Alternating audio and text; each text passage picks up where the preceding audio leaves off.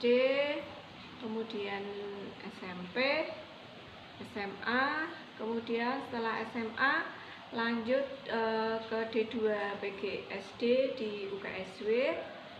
Setelah 2 tahun kemudian mendaftar, ada itu lowongan CPNS ya, dan lowongan guru ketika itu 2008.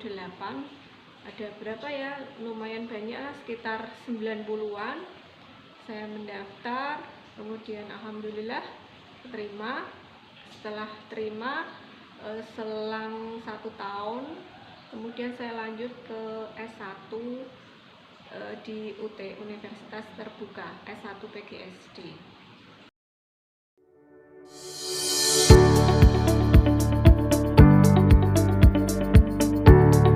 Mulanya saya berkarir sebagai guru itu adalah karena orang tua dulu mengarahkan, kamu kuliah aja di D2 PGSD, karena pada tahun dulu itu sekitar tahun 2007 sampai sekitar 2007-an itu guru SD itu banyak peluangnya atau banyak dibutuhkan. Kemudian karena itu dorongan dari orang tua, saya ikut D2 PGSD di UKSW.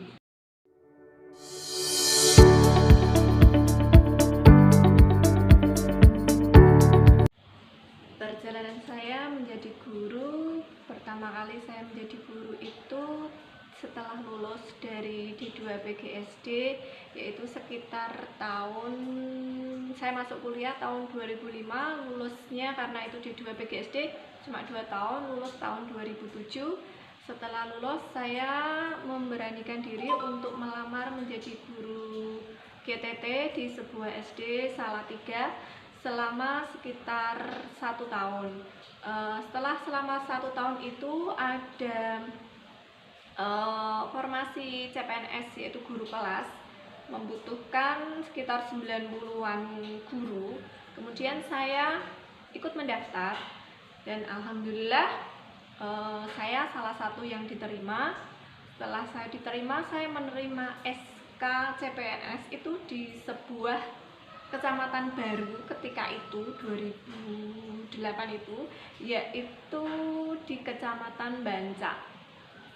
Saya berpikir, oke, itu adalah Kabupaten Semarang, tidak terlalu jauh.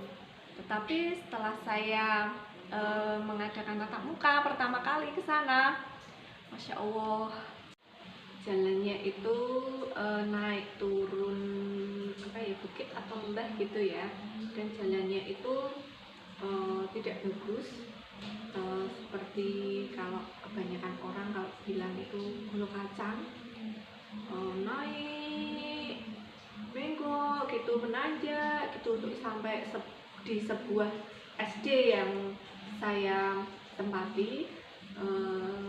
SD itu namanya adalah SD Negeri Lembu. Saya berpikir seperti ini.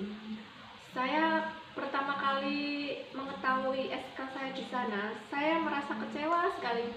Wah, ini kok saya ditempatkan di sini? Kenapa ya Allah? Saya bahkan merasa saya tidak usah jadi guru aja lah, saya nggak mau lah jadi guru, kok kesannya seperti ini, jalannya aja seperti ini, saya harus menempuh setiap hari selama 1 jam dan jalannya tidak bagus. Saya sempat merasa seperti itu, tapi lambat laun saya berusaha untuk menikmati. Ternyata saya tuh dibutuhkan di sana. Ketika itu saya memutuskan kalau saya laju dari rumah itu pasti saya akan capek setiap hari. Saya memutuskan untuk kos di salah satu rumah di Desa Lembu.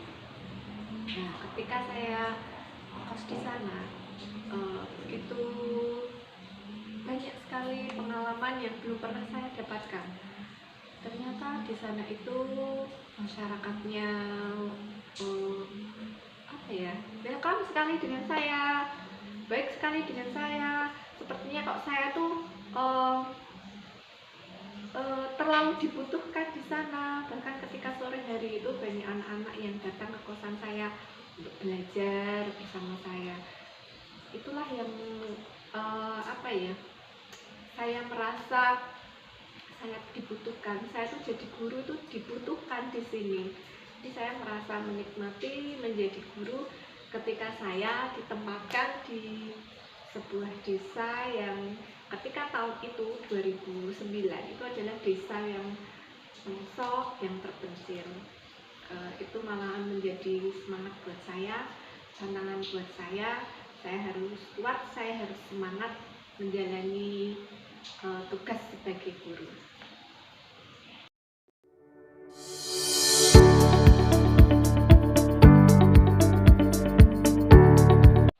Empat pilar kompetensi guru. Yang pertama adalah kompetensi pedagogik, yang kedua adalah kompetensi kepribadian, yang ketiga adalah kompetensi sosial, yang keempat adalah kompetensi profesional.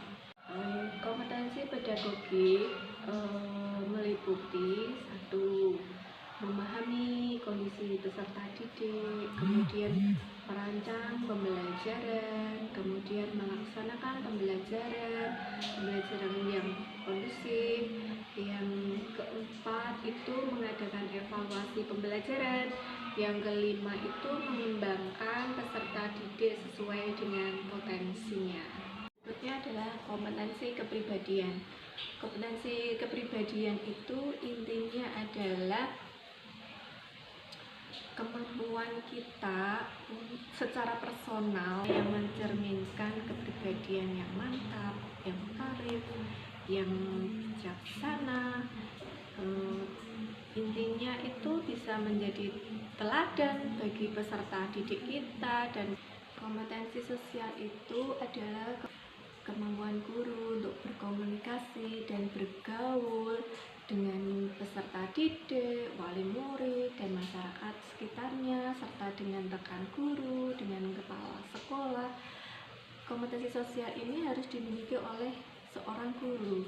Kenapa harus dimiliki? Yang pertama, sebuah sekolahan untuk bisa menarik siswa itu adalah kemampuan sosial seorang guru itu harus bagus dengan lingkungan masyarakat. Kalau masyarakat itu sudah percaya dengan guru-gurunya, otomatis anak-anaknya juga nanti mereka percaya untuk mendaftarkan di sebuah sekolahan tersebut. Berikutnya adalah kompetensi profesional. Kompetensi profesional ini meliputi seorang guru itu harus menguasai materi pelajaran, menguasai kurikulum yang ada sekarang, menguasai standar kompetensi, menguasai PIK, dan mengembangkan keprofesionalnya secara berkelanjutan dengan mengikuti seminar-seminar atau workshop yang dilaksanakan oleh dinas ataupun dilakukan oleh di luar dinas.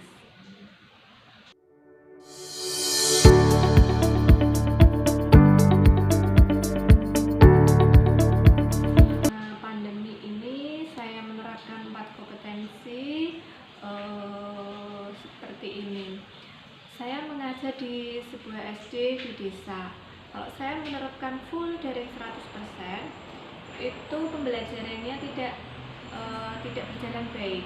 Ada yang merespon cuma sekitar 50%, sisanya itu tidak ada respon sama sekali.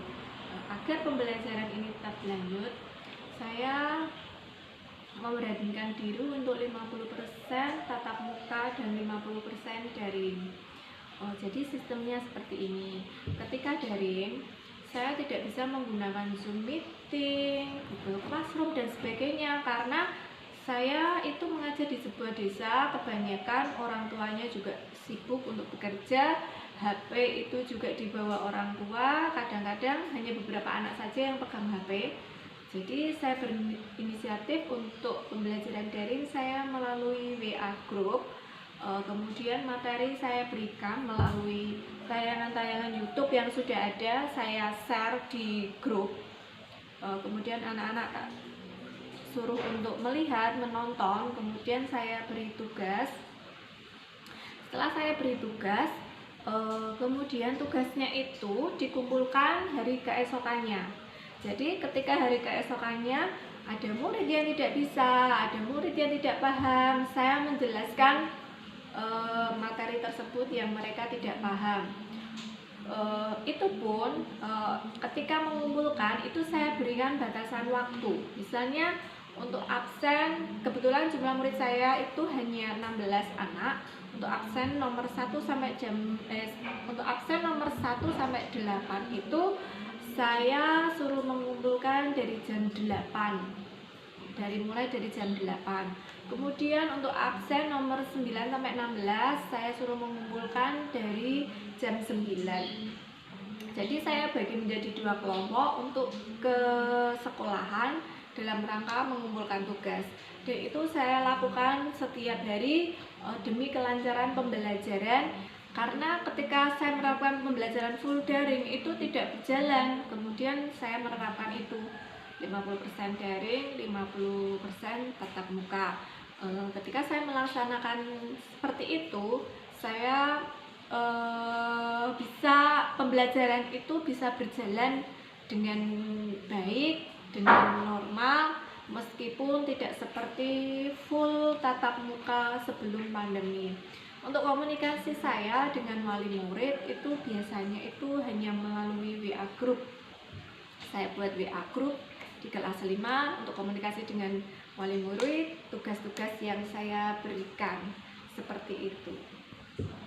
Selama pandemi ini saya memang tidak hanya memberikan tugas yang berupa materi yang ada di buku tema ataupun di buku mapel. Tidak hanya itu, saya selalu selingi dengan materi-materi yang lain. Misalnya tugas membersihkan kamar sendiri, tugas membersihkan halaman rumah, atau tugas bersih-bersih dapur.